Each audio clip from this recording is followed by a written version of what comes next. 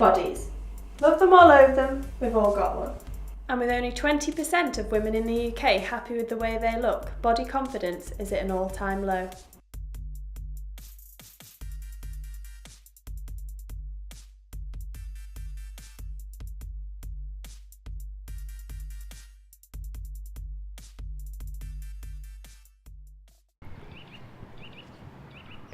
Age 17, the very beginning of womanhood. I personally went from a tiny village school to a humongous secondary school.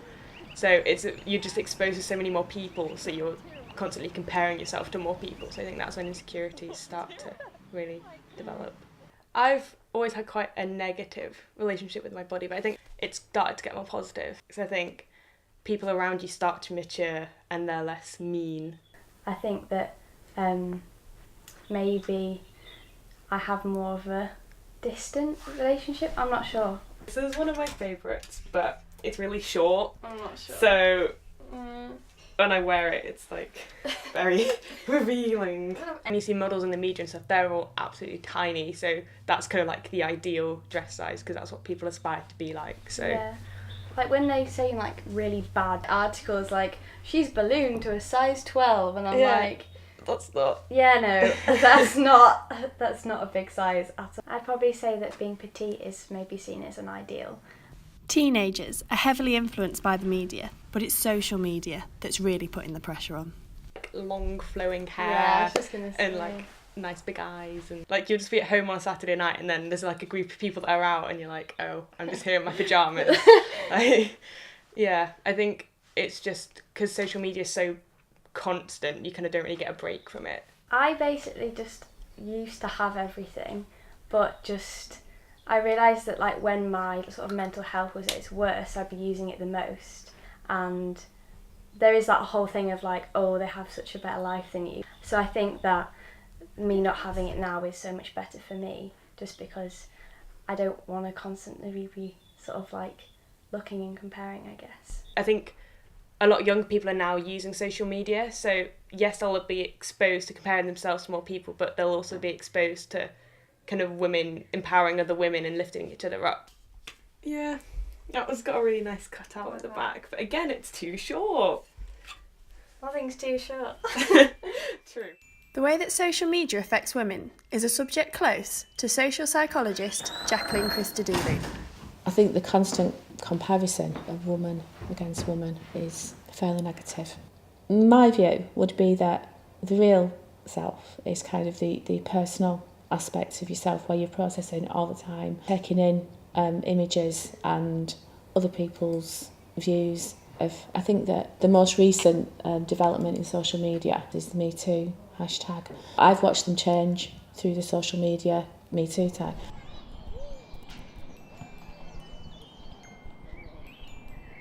Feeling more positive about themselves because of that. So the real selves have internalised, the ideal self, I suppose, as a strong woman. The effects of social media are felt by many, but before and after pregnancy, these effects are amplified. My body before I got pregnant was better. I don't know, it just felt normal, but now it's just completely different. I just did not know you could be so stretchy in different places. It was hard at first because you just assume once the baby's out everything goes completely back to normal, but it does not. I definitely wear makeup outside the house so people don't think I'm homeless because I look horrific, but I think it also makes me feel just a tiny bit better if I wear it, because then I think, right, I don't look as rough as I feel. No matter what you look like or feel like, in your body you made a child. Even though Archie has turned my world upside down, I would not change it for the world. I wouldn't ever go back. And I think my life is so much more better now he is in it. It gives me more of a reason to get up in the morning and my life a meaning now. Ready? Are you going to play?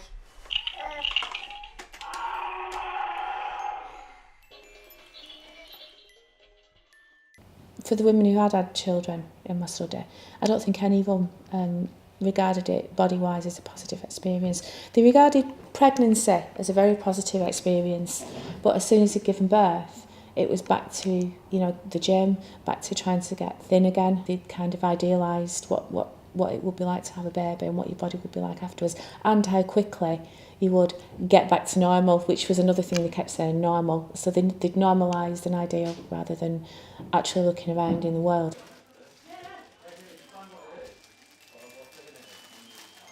Although this doesn't apply to everyone, some women rebel against society's ideal. Welcome to my clothing cave of chaos. I've got absolutely tons. I mean, it's literally, look, it's like non-stop. It's just glittery, sparkly. Oh, this one shakes and shines. Most important bit for me for any outfit or just any wardrobe is a ridiculously massive fur. So this is my favourite. It's a vintage fur. It cost me probably a £5 or something, maybe a £10.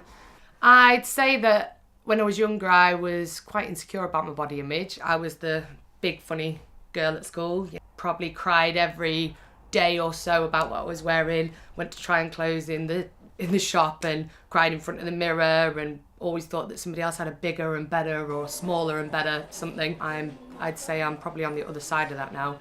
I'm probably somebody with quite a strong, confident body image, not because I think my body's incredible, but because I know it's mine. First time I kind of bolshily got me top off somewhere with a load of gorgeous women and they were all like, oh God, she doesn't care and she's got a big belly, so sod it, I don't care, and beauty is in the eyes of the beholder and we all need to behold beauty in a different way, and then everybody will be.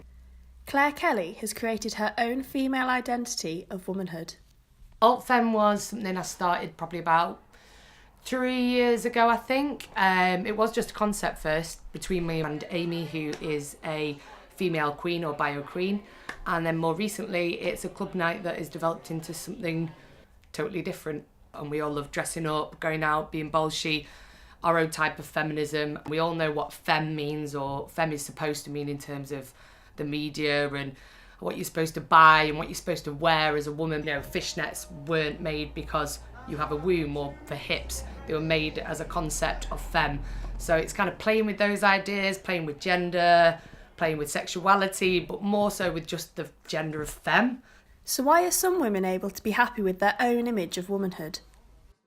I think the more exposure you have to the world and the more exposure you have to feminism and education, not necessarily media, and the more that you can internalise those wildly varying truths, the more chance you have of being confident because you've got more belief in yourself. Midlife. The kids have left home, but at around 50, there's a big change still to happen. The menopause does change your body image hugely. Your skin sags, your skin gets a lot drier, your hair thins, you pluck your eyebrows and they don't need plucking again for ages. You just slowly realise that you're just, I suppose, getting older, which is not great, which is, I have to tell you, is not fun. When you're in your 20s and you put your makeup on, your face is really taut and you put eyeshadow on your eyelid and it just goes on really smoothly. And then slowly, you know, I remember in my 30s thinking, oh, that's a bit soft, there's a bit of a crease there. And then in your 40s, and then, you know, now it's all creases and bits that don't stay as they were. The other day I thought about having my eyebrows done. And I thought, why am I having my eyebrows done? That's ridiculous. But it's because of the fashion. Everyone's got their eyebrows done, you know, threaded or coloured in or whatever. Eyebrows are such a big thing at the moment, aren't they? But actually, I'm a great believer of beauty is within you. Yeah, I'm very happy in my own skin. I think after 54 years, I'm used to it. I'm not going to change it that much.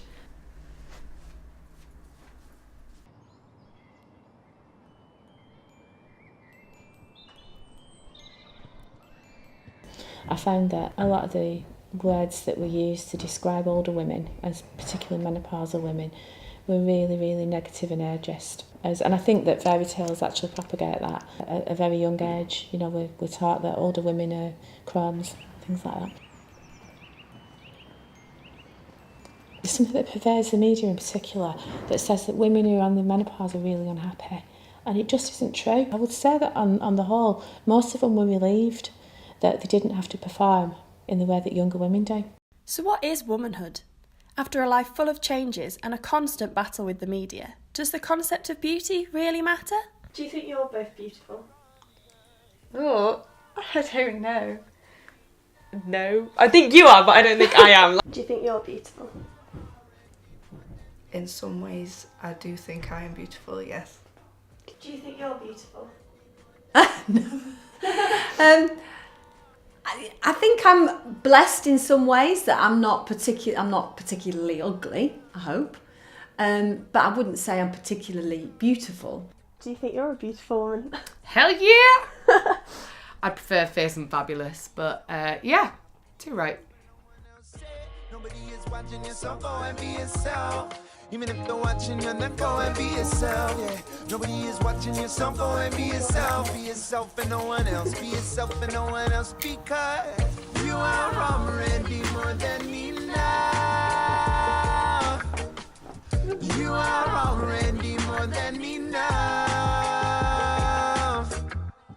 You are already more than enough. You are already more than enough. You're more than enough. Wait, how? We just. I'd rather be naked any day.